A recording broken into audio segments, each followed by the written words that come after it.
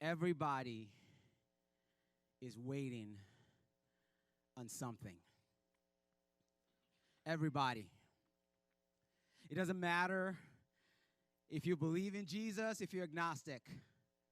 Right? It doesn't matter if you're in the room with us right now, if you're watching online. Doesn't matter if you're as dark as Tom and I, or as pale as my brother in Christ, Caleb, maybe. Doesn't matter if you're rich or if you're poor. Doesn't matter if you have a PhD or if you're a college dropout like me. Doesn't matter if you thought the dress was black and blue or gold and white. Doesn't matter if you're an Enneagram 1, 2, 3, 4, 5, 6, 7, or 35. Doesn't matter if you're happily married or happily single. 5 kids, 2 kids, 3 kids, no kids, widowed, divorced, separated. Right? Doesn't matter if you eat your pizza pointy end first like normal people or crust end first like a complete lunatic. It doesn't really matter who you are, where you're from, or what you've done.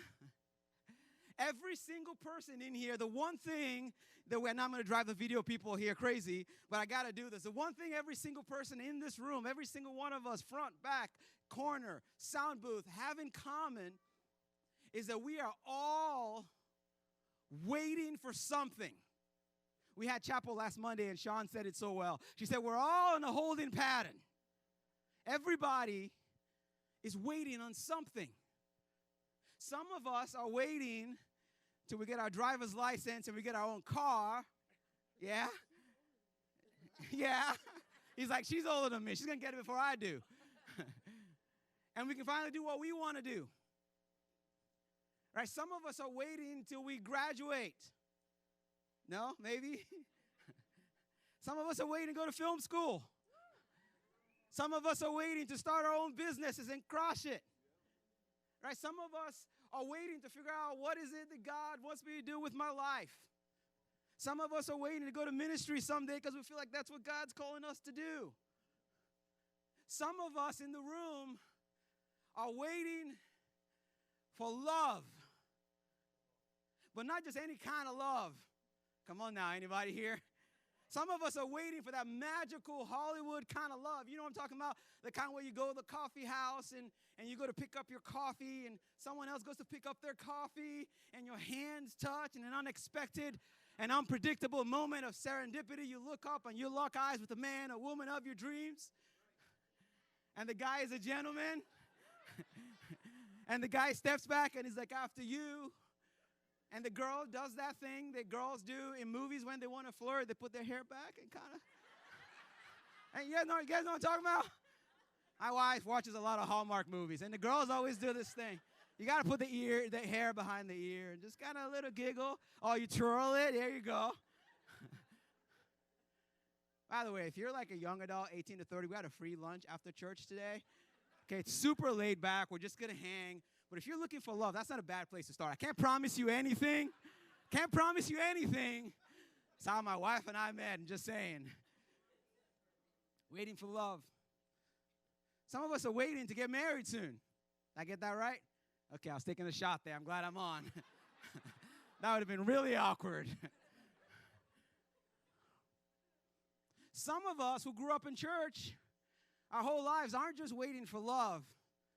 Come on now, we're waiting for the wedding night so we can finally make some magic without feeling bad about it. Somebody say amen now. Come on now.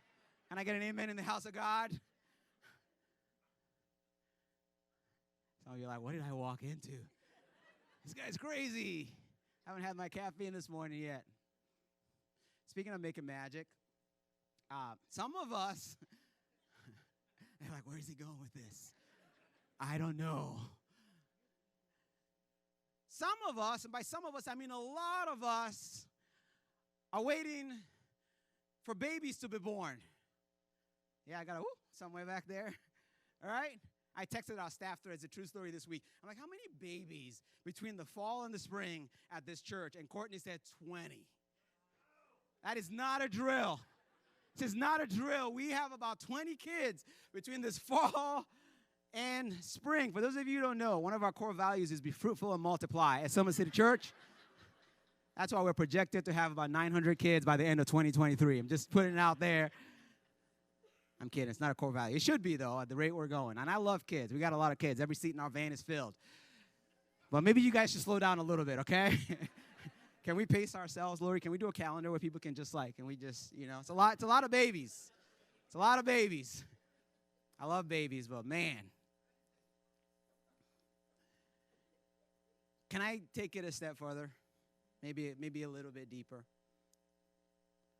And I know this may be hard for some of us to believe, but I've been doing this long enough now to know that somewhere in this room is somebody that barely made it in here this morning. Right, somewhere in this room is somebody that you barely made it in, because come on now, be honest. We're singing all these songs, but if you're honest, it feels like everything that could go wrong in your life has gone wrong. And you're not even sure that there is a God anymore. And you grew up believing the thing, and you don't even know anymore. If there is a God, you're pretty sure that he has forgotten about you because you've been waiting so long for him to turn things around, and he's just not doing it. And we may not say that to anybody, but I know, I've done this a long time ago, to know that somebody in this room feels forgotten. Also, somewhere in this room is somebody that's been waiting a long time for some kind of healing. Waiting for physical healing, waiting for the pain to go away, waiting for the doctors to get it right, to write this right medication, to figure out what it is that's going on for you or someone you love. Somewhere in this room, somebody's waiting for mental healing. You're just waiting for the depression to just be lifted, the darkness to just be lifted. You've just been waiting for so long you just want to be happy. You just want to feel like you're not drowning every single day. Somebody in here waiting for relational healing. Waiting for all the bitterness and all the unforgiveness to be somehow lifted up, waiting for reconciliation, waiting to be known, to be seen, waiting to not feel like every time you walk in the room, nobody even notices that you're in the room. Some of us are waiting for spiritual healing. We're waiting for people we care about, waiting for our loved ones, for our kids. We're waiting for them to know Jesus, waiting for them to switch directions, waiting for them to experience hope, waiting for them to realize that there's so much more to their lives that they can see. We're waiting for God to do what only God can do. We're waiting for God to do what God has promised to do. Waiting for justice, waiting for freedom. Emotional freedom, financial freedom, mental freedom. Waiting for the waiting to stop. Is it just me or does anybody else sometimes get tired of all the waiting? I mean, I'm glad some hands went up. Because I was hoping that I wasn't the only one. Okay, I was hoping that I wasn't the only one, that every once in a while I'm like, can we just be done with the waiting? Anybody else feel like life sometimes is a series of waiting after waiting? You just finished one waiting, and now you got to wait again. Anybody else sometimes feel like you're the kid in the back of the van just going, are we there yet? Anybody else like you ever want to just throw your hands in heaven and just you open Twitter, look at the news, see the world, the brokenness, and Jesus said heaven on earth and things are going to be restored. And sometimes I'm just like, are we there yet? Because I'm tired of waiting. Tired of waiting. So much waiting. I just want to be there. Can I tell you guys something that you're not going to like, but I got to say it anyways because I love you and it's true? Someone says no. I really don't know what to do with that. So I was just going to say it anyways. I'll just be nice, but I appreciate the honesty. The waiting never stops on this side of eternity. Again, I know it's not probably what you wanted to hear when you're talking about waiting, but that's the truth. Right? The truth is the waiting never stops on this side of eternity. In other words, until Jesus comes back to restore all things, we're all in a holding pattern. Until Jesus comes back, it's going to be a season of waiting after another season of waiting, and that's the bad news, if you will. The bad news is that none of us graduate from waiting. The bad news is there's nothing that you can do to escape waiting. Bad news is none of us get a free ride. The good news, however, is that waiting is never wasted in God's story. Somebody please say amen, because that's the whole series in 7 words. That's it.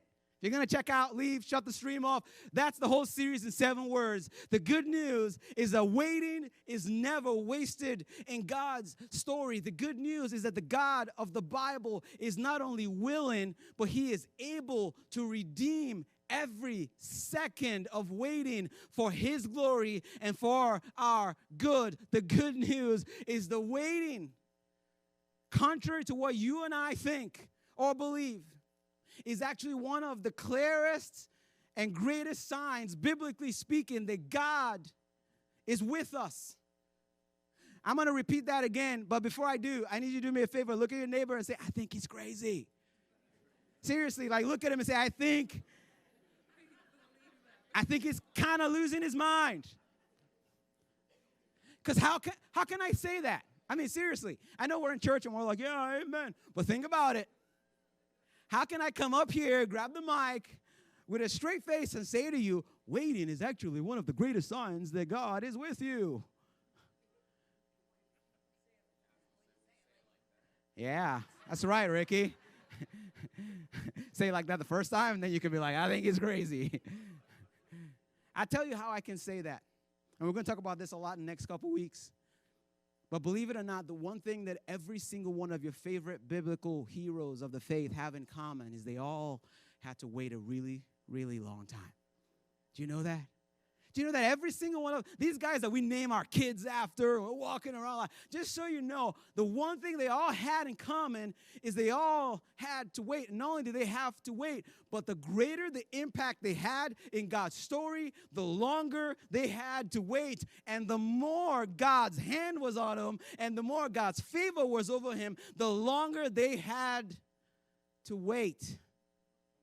We're going to look at a lot of examples next couple weeks, but I want to show you one of the biggest ones. Before I do, I just want to give you a little bit of a context for today's conversation, our anchor text. We're going to be looking at a story, and I just want to set it up, right? So after the first man and woman ruined everything for all of us, thanks for nothing, Adam and Eve. Anybody else feel like there's going to be a lot of people knocking on their door in heaven? I don't know how it works in heaven, but I want to be like, bro, come on, man. How you got to do this to us, you know? Anybody? No, just me? Okay, never mind. So anyways, so they ruin it. You know, everything's broken, and we're all in the holding pattern, and God starts unveiling a redemption plan, right? And in the opening scenes of God's plan, he introduces us to a guy named Abram, whose name would later be changed to Abraham. And I don't know if you guys realize this or not, but this is the beginning of the Christmas story. Anybody, any DC Marvel fans in here love an origin story? I love when they do origin stories of the superheroes. I don't know if you know this or not, but the origin story of the manger scene in Christmas that we're celebrating actually began a long, long time ago with an invitation. Before there was a manger, there was an invitation made to a man named Abraham, and that's what we're going to jump in today. If you have a Bible, turn there. If not, it's all good. It's on the screen. Genesis chapter 12. It's the first book in the Bible. It says, then the Lord said to Abram, whose name will later become Abraham. If you're like, who's Abraham? I knew Abraham. I didn't know that guy. Same guy. God said to him in a voice that probably sounded a whole lot like Morgan Freeman, I imagine. God said to him, hey, I need you to pack up your bags, Abram, put in your 2 weeks notice at Chipotle, and I want you to go from your country, your people, and your father's household. And God says, I want you to go to a land that I'm going to show you later. Somebody laughed, because I would have laughed too. Half of you probably heard me share this story before. but my mom's probably watching, so she can confirm that I'm not lying. Fall of 99, I was just in Nigeria, and I was supposed to come to school in the U.S., and this was back in the day before we had cell phones and internet and all that stuff. And anybody remember the day when if you had to book a flight, you had to go to a travel agent, you actually had to drive somewhere to book a thing? Anybody remember that, right? You couldn't just do it on your phone. We drove to this place, and this lady's like, there's no flight. You can't make it in time for school. So my mom and I like, okay, I'll just, go to school in the spring. This was early in the fall. And long story short, I'm sitting at home playing video games with my brother. My mom pulls the car and runs up the stairs, and she's like, I just stopped by the travel agent, and they found you a flight, and he leaves in 4 hours. You got to pack your bags. I'm serious. I thought I had like 6 months. She's like, you got 4 hours. So I pack my bags, say goodbye to my brothers. We get in the car. We drive all the way there. We get to the airport. True story, Mom. Tell them it's true in the comments. They don't believe me. We get to the airport and got my bags and get through security. This was back in the day where you could walk people almost to the gate. I'm saying goodbye to my mom, and she gives me an envelope, gives me my ticket, and she's like, oh, by the way, the flight they found you is to New York City. Your school's in Toledo, Ohio. I don't know where it is or how to get there, but you got to figure it out when you get there. I love you. True story. I had never been on a plane, never been outside the country, barely been outside the state. Okay, my mom, I don't know anybody that hears God's voice and trusts God more than my mom. So she was probably feeling great. Like, she was like, yeah, man, there's a plan. Just go, And I'm walking to my plane looking back like, we really doing this? You're going to let me just get on a plane to New York City? And she's like, yeah, love you. Goodbye, my love, And I'm like, all right. I couldn't have told you if Toledo was 2 minutes or 200 miles from New York City. All I had was a ticket, an envelope full of cash, and I got on a plane, and Mama said, find your way to Toledo. And I share that with you because I just want to give you a framework for what's happening in this passage. I think sometimes it's easy for us to read stuff and just go, yeah, God told him to leave. Like, I want you to understand how crazy it is that God showed up, rolled up to Abraham, and said, hey, bro, here's what I want you to do. Pack your stuff, and I want you to leave, and there's no itinerary. I'm not going to tell you how long it's going to take. I'm not even going to tell you where you're going. I just need you to go. The only thing I'm going to give you is a promise. It's an audacious one, but I'm going to give you a promise, and I need you to go and listen to what God says. Listen to the promise God says. God says, I'm going to make you, Abraham, into a great nation. I'm going to bless you. I'm going to make your name great. You're going to be a big blessing. I'm going to bless those who bless you. And there's some people are going to curse you. I'm going to curse them too. And all the people on earth. This was before like internet and people going viral and all that stuff. This was before you didn't even know what was happening. I don't know how many miles down the road. And God's like, guess what? Everybody on earth will be blessed through you. What's happening here is most, Abraham is living his life, and all of a sudden God shows up, and God's like, hey, I got a part for you to play in my story. And it's crazy, and it's out there, but it's going to blow your mind. It's more than you could ever have dreamed of yourself. And even though what God was asking Abraham to do made no sense, and he knew it probably wouldn't make any sense to any of his family or friends. Imagine that. Imagine going home after work, and your wife's like, honey, how's your day? He's like, oh, let me tell you what. We're packing our bags, and we're going on a road trip because God spoke to me. Where are we going? No idea. But we're leaving everything. Listen to how Abraham responded. He says, so Abraham went. And God's like, why don't you leave everything? He's like, all right. So he packed his bag, and he went, as the Lord told him. And then he says, and Lot went with him. And this is not really the conversation today, but since we're here, I think this is a good opportunity to remind us that there's never any solo missions in the story of God. Amen. We've said it a million times. You want to go fast, go alone. You want to go far, go with a friend. God never sends you on your own.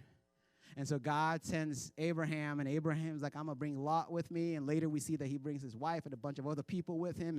And the Bible doesn't tell us how he talked Lot or any of his wife friends into it.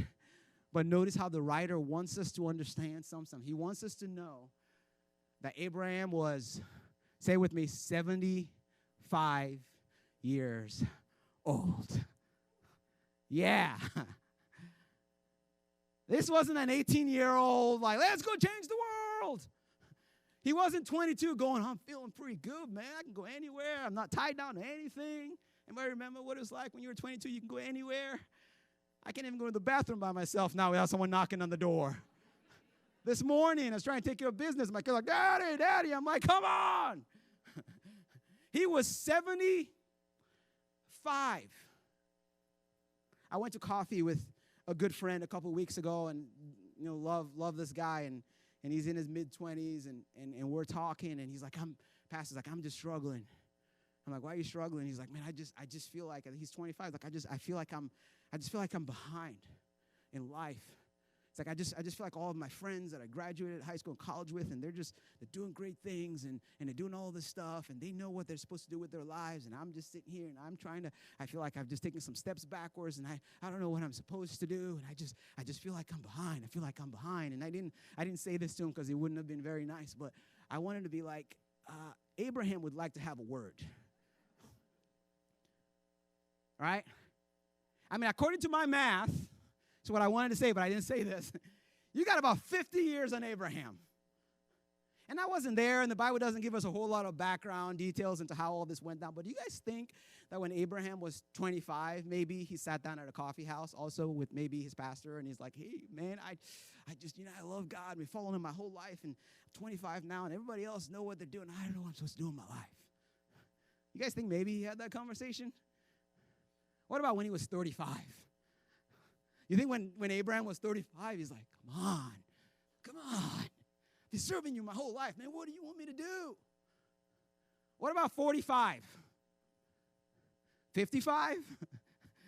You think when he was 65, he was like, okay, I don't think we're going anywhere, okay? I'm going to just start working on my retirement plans right now. Dude was 75. And then God's like, hey, I got a part for you in my story. And I know that biblically, the age, they lived a little bit longer than, but just so you know, 75 was old in the Old Testament. Okay, sometimes we're like, 75 then is like the 25 now. No, 75 was 75. Can I show you how old he thought he was? Listen to what happens, okay? If you have a Bible, fast forward like 5 chapters, chapter 17. Listen to what happens in verse 15. This is amazing. He says, so God also said to Abraham, so God has changed his name at this point, and then God appears to Abraham, and God says to him, hey, as for Sarai, your wife, God's changing names, just like, I don't like that name, No offense to your parents, but I got a new name for you. Sarah is your new name. Okay? Any Sarahs in the house? Yeah, oh yeah, right there. Yeah, this is where your name came from. By the way, I don't know if you know that or not, Anybody spell their name with an I at the end of it? No? Okay, good, because God changed that, all right? God says her name's going to be Sarah. I'm going to bless her. I'm going to give her a son. I'm going to bless her so that she'll be the mother of nations. King of peoples will come from her. So God's saying, hey, I'm going to give your wife a son. And listen to Abraham's reaction. He says, so Abraham fell face down, and he laughed. I wrote R-O-T-F-L in my Bible. I didn't do the research, but this may be the first documented historical evidence of someone texting R-O-T-F-L in ancient writings. God shows up to this dude and is like, hey, man, I got a plan. You're going to be father of many nations. Your wife's going to have a baby. And he's like, oh, that's real funny. He's like, funny guy. Look at this guy. That's hilarious. He laughed. He says, will a son be born to a man 100 years old? Remember, he was 75 when God finally showed up.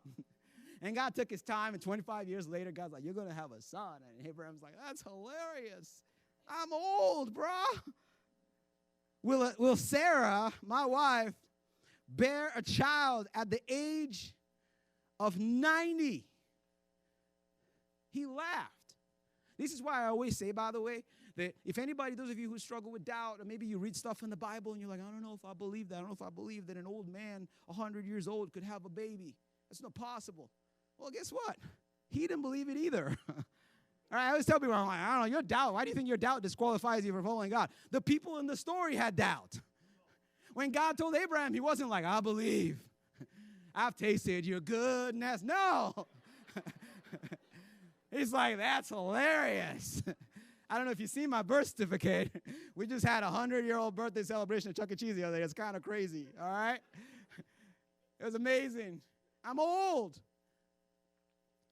Abraham doubted so much. This is amazing. This blows my mind, okay? And if you struggle with doubt, struggle with believing stuff in the Bible, I hope this encourages you that you're in great company, because Abraham didn't just doubt that God could do what God said he was going to do, but Abraham doubted so much, he started to suggest plan B. Listen to what he says to God. He says, Abraham said to God, if only Ishmael might live under your blessing.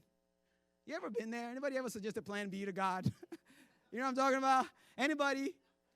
Right? Abraham's like, well, it sounds good, but I got a better idea, actually. This one feels a little more feasible. You ever been so single?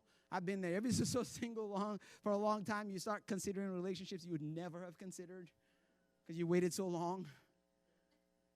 Right? I know nobody in this room can relate to that. All those people didn't come to church today, right? None of us in the room know what it's like to look at plan B. None of us know what it's like, right, to consider a job that you would never consider, or to do something that you know you should not do because, man, the clock's ticking.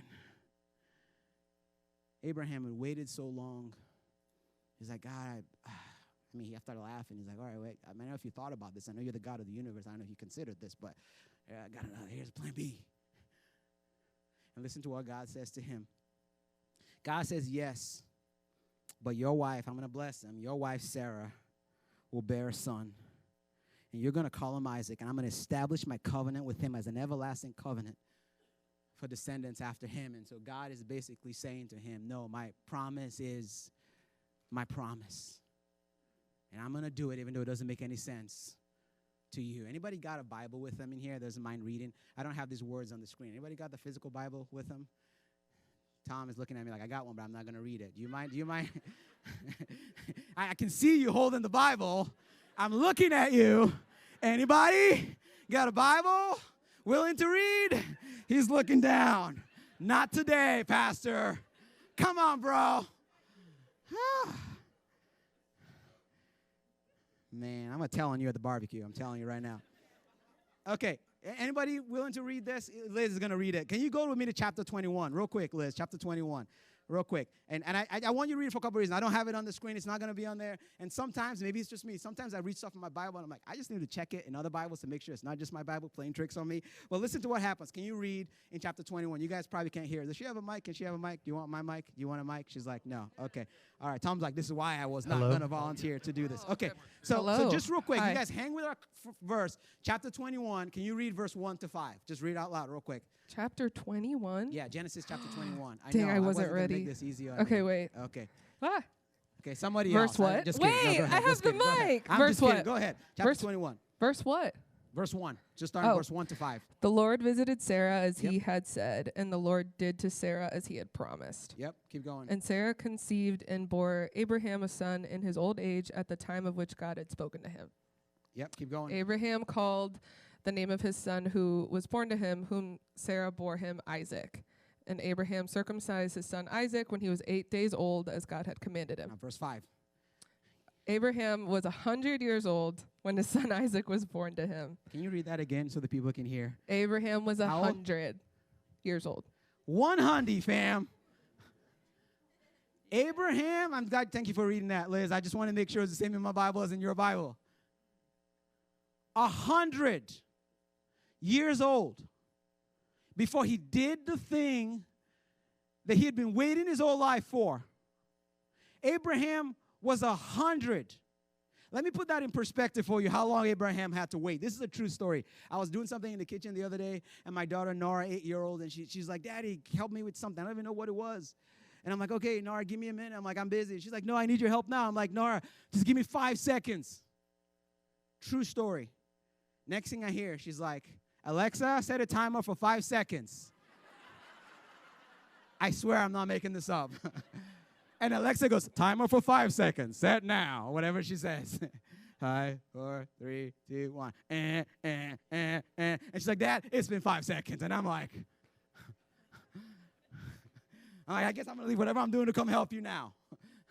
And I couldn't help but laugh. Like I threw my hands up in the air and I just laughed. And in that moment, I had a mental picture of what I do with God. I had a mental picture of what I do anytime I want something from God, or anytime God promises me something, or anytime I read something in his word, or anytime I hear a pastor come up and say, God will give you the desires of your heart. And I'm like, all right, God, you got about 5, 4, 3, 2, 1. Anybody? Come on. Your word says, you said, pastor said, come on now. Okay, I'll give you 5 minutes. 5 days. All right, I'm feeling real spiritual, okay? We're going to go 5 months. I'm going to wait on God for 5 months. What's happening here, if you're not catching it, is Abraham not only had to wait, and by all indication, Abraham was doing everything and loving God and all that stuff. He not only had to wait till he was 75, till God told him, this is the part you're going to play in my story, but after Abraham waited till he was 75, Abraham had to wait 25 more years. Can you believe that? Can you imagine what it was like to be 100? And again, 100 in Old Testament years is really old. Abraham himself said that. He called himself an old man. Can you imagine having to be 100 before you saw the fulfillment of what God promised you? I don't know about you guys, but the question that I kept asking myself the more I looked at this story is, why in the world did God make him wait that long? If God had this great plan for Abraham, and God obviously liked Abraham, and God obviously was favorable to Abraham, and God wanted to use Abraham to do something amazing, why did he have to wait so long? I don't know what you guys have planned next Sunday, but I hope you come, because I'm going to tell you why next week. I'm serious. It's called a teaser. Next week, we're going to talk about why God makes us wait. We're going to talk about all the reasons why God sometimes wait a long time to do something that we think he should do now. And I really do believe, on a serious note, that conversation is going to be a game changer for a lot of us. But before we talk about the why, before we get to that conversation, I want to start here. I want to talk about the what. Okay, before we talk about why God makes us wait and all that stuff, I just want you to maybe leave here today with a glimpse of what's on the other side of your wait. I want to talk about what God does and how God moves in the wait. Before we get there, I want to remind you, I want to inspire you, I want to give you hope today, regardless of what season of waiting you're in specifically, that there is something on the other side of your wait that's greater than anything that you could ever imagine. And I don't know if you ever thought about this way, but do you know what was on the other side of Abraham's wait? Right, he was 100 years old. What was on the other side of Abraham's wait? When we hear that, probably a lot of us think what was on the other side of Abraham's wait was Isaac. He had a son, finally. No, that was just the beginning of it. Isaac is not what was on the other side of his waiting. No, what was on the other side of his waiting was Jesus. Christmas. Did you know that? Did you know that the historical writers in ancient documents actually connect the dot from Christmas to Abraham? Right? Did you guys know that the miracle that happened to a young girl in a manger is directly connected to the miracle that happened to an old lady in a foreign land? Christmas is what was on the other side of Abraham's waiting. And so when God told Abraham that he was going to use him and he was going to bless him, and Abraham had to wait till he was 75, and Abraham had to wait till he was 100, and it feels like forever. And I know it was a long time, and I know it's hard to wait, but I just hope you see, I want to remind you today that what was on the other side of Abraham's waiting was actually Christmas. Let me make it a little bit more personal. What was the other side of Abraham's waiting was you and I. Do you guys remember the part where God says, I'm going to bless the whole earth through you? Anybody remember that? Do we have that verse? I don't know if yeah, all the people on the earth will be blessed through you. Remember when God called them? Like, hey, I want you to leave everything. Here's the promise. And then God said that. That's us. God's like, I'm going to do something through you, Abraham, that everybody in the world is going to be blessed because of you. God says, I'm going to do something so amazing, Abraham, even though you've waited a long time, through you, the thousands of years from now, little kids will get together in Sunday school and in classes on Sunday mornings, and they will sing about how Father Abraham had many sons. I put the words up on the screen because I always like to sing anytime I get a chance. Just trying to be like Kathleen. But for real, though, anybody remember this song? Can we sing it together? Father Abraham had many sons. Many sons had Father Abraham. I am one of them, and so are you. So, Father Abraham. We're not going to do the whole thing. If you didn't grow up in church, it's awesome. Right arm, left arm, right leg. We turn around, we spin, cha-cha. It's amazing. Fam, I'm almost done, I promise. Okay? Not really. But the reason we sing this song, I don't know if you've ever connected the dots, is because Jesus came through Abraham. And through Jesus, you and I get adopted into the family of God. And so when God told Abraham that he was going to be a father of many nations, God was saying, through your lineage is going to come Jesus. And Abraham didn't know this then, but somebody's going to come, and he's going to live an awesome life. He's going to die on a cross, and he's going to be salvation. He's going to adopt all these people. The whole world will come to God because of you. That's why we sing the song about Father Abraham having many sons, and you and I are some of his sons. It's because it's through him and his promise that we're adopted into the family of God. Can I ask you guys a question that I already know the answer to, but I want to ask it anyways? Do you guys think for 1 second Abraham regretted his weight in hindsight? Okay, and I'll be the first to say, I don't know how the whole heaven thing works. Like when people go to, I really don't know. I don't know if people are in heaven watching us on like flat screen TVs on their phones. I don't know if it's like Frozen where there's like a wall.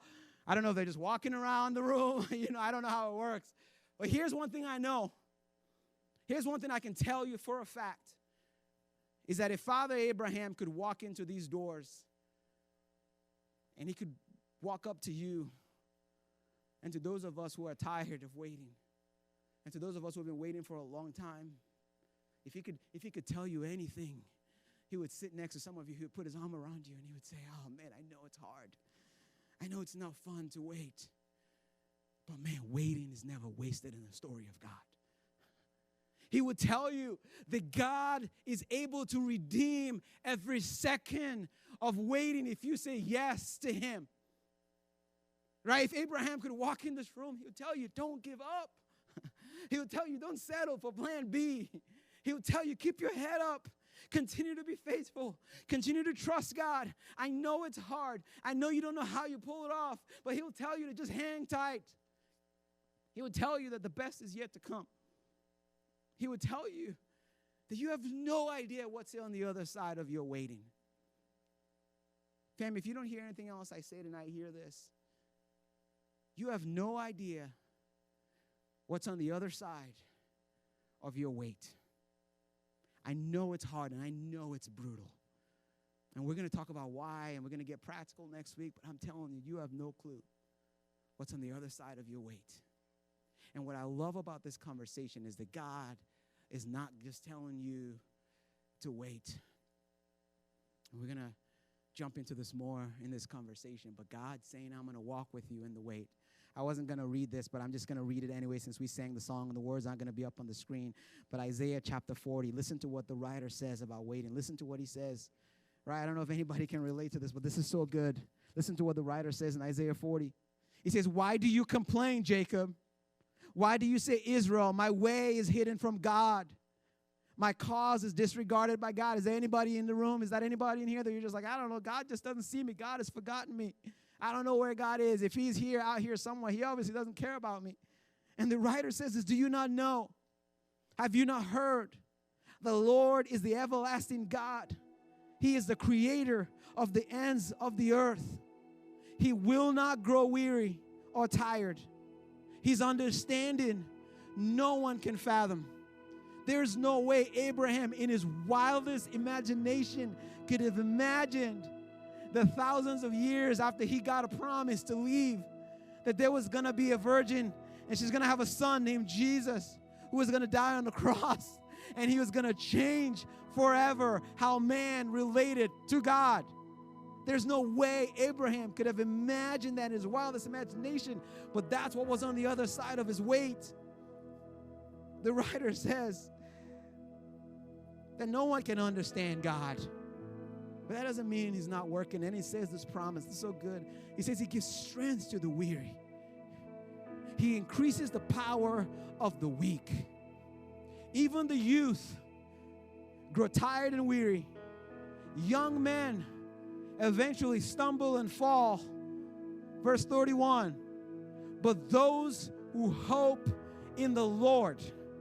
Another translation says those who wait on the Lord. It's interesting that he's using the word wait and hope as synonymous with each other.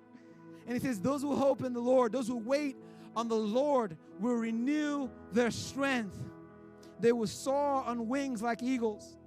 They will run and not go weary. And the writer says they will walk and not be faint. Waiting is never wasted in the story of God. Waiting can be wasted. If you pick plan B, you can waste your wait. Okay, I love you enough to be honest with you. You can waste your wait. You can detour. You can say no thank you to God. And God's not going to force his way in. He's persistent. He'll pursue you. He'll hang with you. But he ain't going to force his way in. But like Abraham, you and I have an opportunity today. I don't care how long you've been following God. I don't care if you're like, I don't even know his name. Today, I believe that God is saying to you, you have the same invitation that Abraham had. You had an opportunity to say yes to being in my story. And I don't know who this is for. And I wasn't going to read Isaiah 40, and I wasn't going to go here. But I just have this feeling. Okay, and I try not to say this often because I don't know if it's God or the Chipotle I had last night. I don't know. It's 50-50. But I just have a feeling this morning that maybe there are some people in the room. Maybe there's somebody watching this online, and your response to God having an amazing plan for your life, something bigger than you could ever imagine, is Abraham's response. Your response is to laugh. You're like, yeah, that sounds great, Pastor, but not me. I'm too old. I'm too young. I'm too behind. I'm too broken. I'm too far.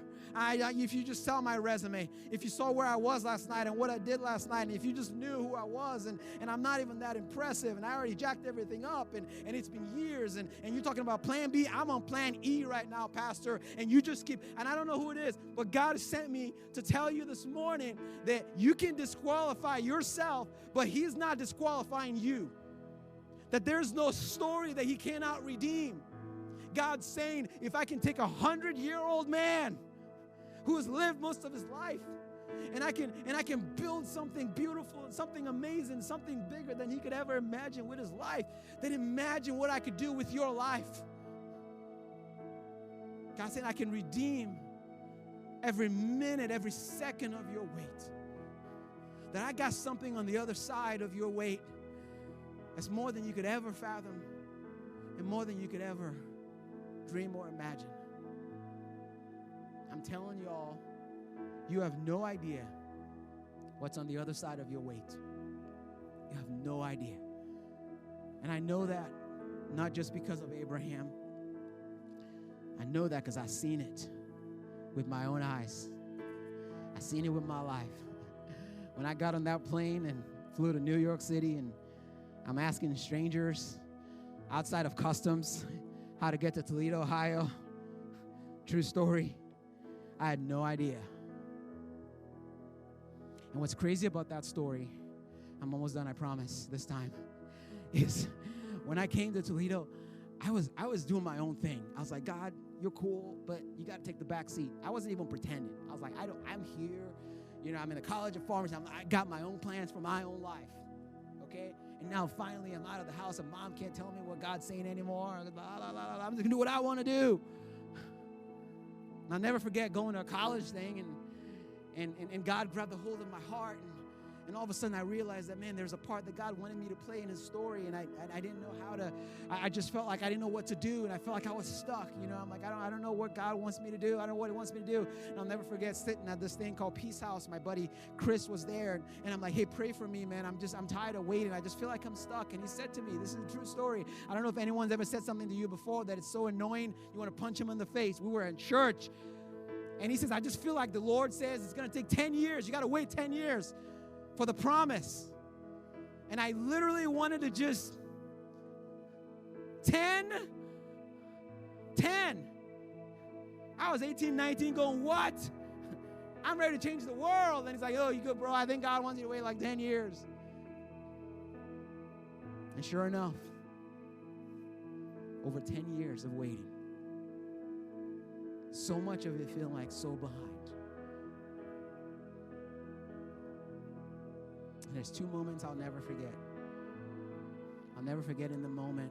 I think I was in Orlando, Florida with some friends and just telling God how I was just so tired of waiting. And God said, Sammy, I need you to trade the starring role in your story to play a part in my story. Are you willing to take everything, all the plans that you have for your lives and how you think you're going to work it out and just give it to me and just say, even if I don't get all of that, I'm good? It's maybe the most painful prayer I ever prayed, but I'll never forget just sitting outside in the dark in this lake house in Orlando, Florida by myself and just saying, God, these are all my dreams. This is what I want for my life. This is what I thought it was going to be, and I'm just going to give it to you right now. If none of it ever happens, that's okay. I'm just going to trust that you got something on the other side that's better than what I think I have.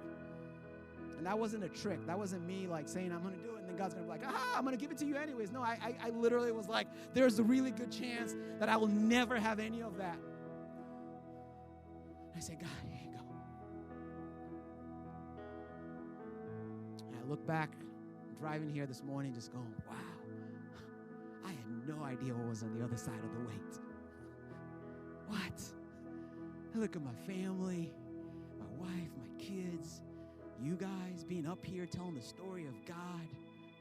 A year and a half ago, I was at Madison Square Garden telling people about Jesus. Fam, I couldn't have got myself there even if I tried. If you came to me when I was 19, 20, 21, 22, 23, 24, 25, 26, 27, 28, when I felt like a complete loser, and you're like, what do you think God could do? There's no way I could have come up with anything this close. But wouldn't he do it? Isn't he faithful?